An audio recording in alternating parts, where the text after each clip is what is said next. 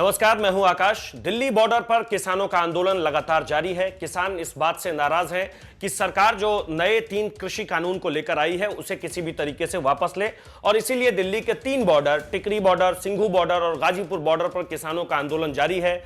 किसानों के समर्थन में हरियाणा के किसान भी हैं, पंजाब के किसान भी हैं, राजस्थान के किसान भी हैं और कुछ किसान गुजरात, महाराष्ट्र जैसे राज्यों से भी सामने आए हैं और वो लगातार ये कह रहे हैं कि सरकार इस कानून को वापस ले ले। इस बीच में सरकार लगातार सफाई देने की कोशिश कर रही है कि कृषि कानून तो जो बनाया गया है, कृषि कानून किसानों के लिए अच्छा है। इसके अलावा भी सरकार इस बात को बताने की कोशिश कर रही है कि हम प्रतिबद्ध हैं इस बात के लिए कि किसी भी तरीके से किसानों को कोई दिक्कत ना हो। किसानों के लिए हम किस तरीके से काम कर रहे हैं, इसे लेकर के राज्यसभा में आज कृषि मंत्री ने बयान दिया है। उन्होंने कहा है कि सरकार किसानों की आय बढ़ाने की पूरी कोशिश कर रही है और हम एकजुट हैं इस बात को लेकर के कि किसानों की आय को बढ़ाया जाए। पिछले 5 साल के दौरान किसानों की आय में वृद्धि करने, लागत को घटाने, कृषि उत्पादकता को बढ़ाने और बेहतर जोखिम प्रबंधन के लिए कई उपाय किए गए हैं। यह कृषि मंत्री नरेंद्र तोमर ने आज राज्यसभा में कहा है।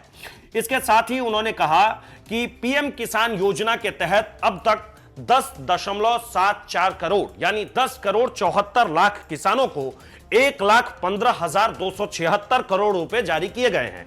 अब इसे जरा अलग तरीके से देखिए और अलग तरीके से इसे ऐसे बताने की कोशिश की गई है कि पीएम किसान योजना एक आय सहायता योजना है जिसके तहत किसानों को 3 समान किस्तों में हर साल 6,000 रुपए दिए जाते हैं। कृषि और किसान कल्याण मंत्री नरेंद्र तोमर ने एक सवाल के जवाब में यह जानकारी दी। उन्होंने कहा कि सरकार किसानों की आय बढ़ाने के लिए कोशिश तो कर ही रही है और पिछले 5 साल के दौरान किसानों की जो स्थिति है उस स्थिति में भी सुधार देखने को मिल रही है। कृषि मंत्री ने बताया कि प्रधानमंत्री किसान मान धन योजना के तहत देश के सभी छोटे और सीमांत किसानों के लिए वृद्धावस्था पेंशन योजना की शुरुआत भी की गई है। यानी जो किसान, जिन किसानों की उम्र ज्यादा हो गई है, जो वृद्ध हो गए हैं, उनके लिए पेंशन योजना की भी शुरुआत की गई है21 तहत 3,000 रुपए की मासिक पेंशन का प्रावधान है। दिसंबर 2020 तक इस योजना के तहत 21,11,317 किसान रजिस्टर्ड हुए हैं।